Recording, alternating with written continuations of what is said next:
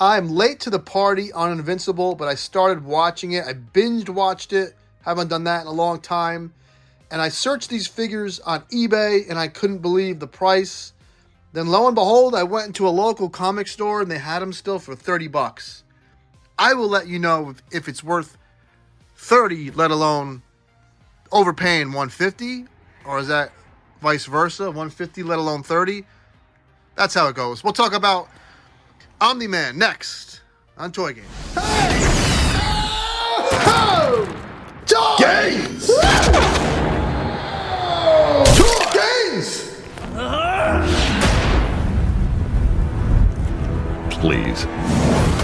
Okay, I'm late to the party on the Invincible show.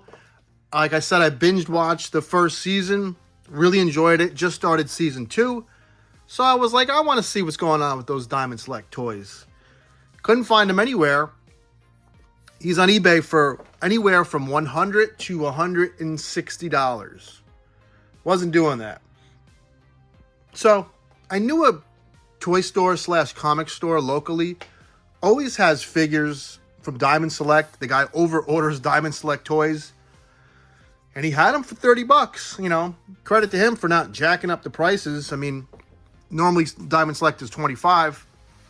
$30. I said, screw it. Let's just get this out of the way. This flight stand is ridiculous. It doesn't put them up in the air at all. McFarlane, for the price, gives you a pretty usually competent flight stand. I mean, I can get them up in the air. Any figure that flies from here on out should come with a flight stand. That should just be a rule going forward with toys. With that out of the way, I kind of talked about this with Hasbro yesterday. Hasbro will continue to make Spider-Man and Captain America every few years for new fans to get into the line. Now, Diamond Select, I know a lot of people want. I've seen everything from Hasbro to McFarlane to people asking Bobby Valla to do Invincible. Bobby Valla didn't even know what the hell it was. I mean, I just think that's kind of strange. He thought it was The Boys. I do prefer this cartoon to The Boys. The Boys is more style over substance. This has a little more weight to it, even though it's a cartoon. Really enjoy it. I really recommend it. Now, not worth $100. Diamond Select has this toy line through 2024. They have some of the enemies coming out and they're filling out the line. So they have it for another year and a half, year at least. You would think they would re-release Omni Man. Now, people are probably just getting into the show and seeing that Diamond Select is going to finish the line. So they probably are pre-ordering them figures, getting into the show, and they want Omni Man. So now they have to overpay. It's not consumer friendly, and it's not fair to fans of the show who are just now getting into it. And just season 2 just didn't come out that long ago. So he's not worth over $100. Now, if you absolutely have to have him, and you want to get him as a Christmas gift, or you sell some old toys to get him, you got to do what you got to do, right? Now, let's get down to business. For some reason, he has this bizarre kick out that hasn't been done on toys in years. It's even uglier than what McFarlane... No, it's the same shit. I mean, it's basically the same thing. This is a mess. I will say, I would never kick him. I would never kick any of my figures out like that anyway. I would probably just do the lean forward or flying. The cape is okay. One of my biggest pet peeves in toys is the diaphragm cut that doesn't turn. This doesn't turn at all. Doesn't turn at all. Why this became a thing is so beyond me. It's like all of a sudden someone made a decision and they were like, this is going to be the thing. It used to be ball joints, and then we got rid of that. Somewhere, someone said in a meeting, diaphragm cuts have to replace waist swivel. As ugly as this, no, he doesn't have any swivel. Who can I pick? I don't know. I could have picked a figure out of there. I won't. She even has a diaphragm cut. Waist swivel, it just works, man. It just, maybe can look ugly in certain spots, but I'd rather just not have any turn here at all. He's really cumbersome. It's just Diamond Select has really nice sculpts with, minimal articulation. I will say this.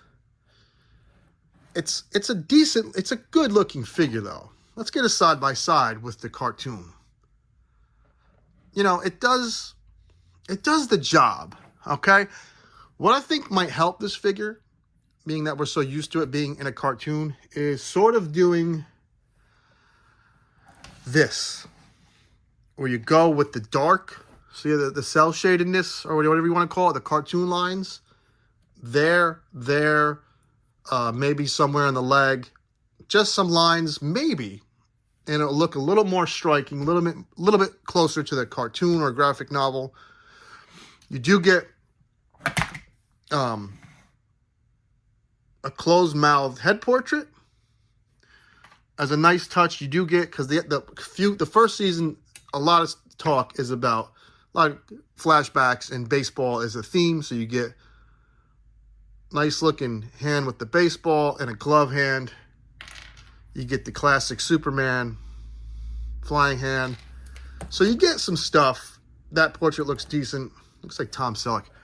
This stand, however, is just a joke. This stand it puts him half an inch in the air.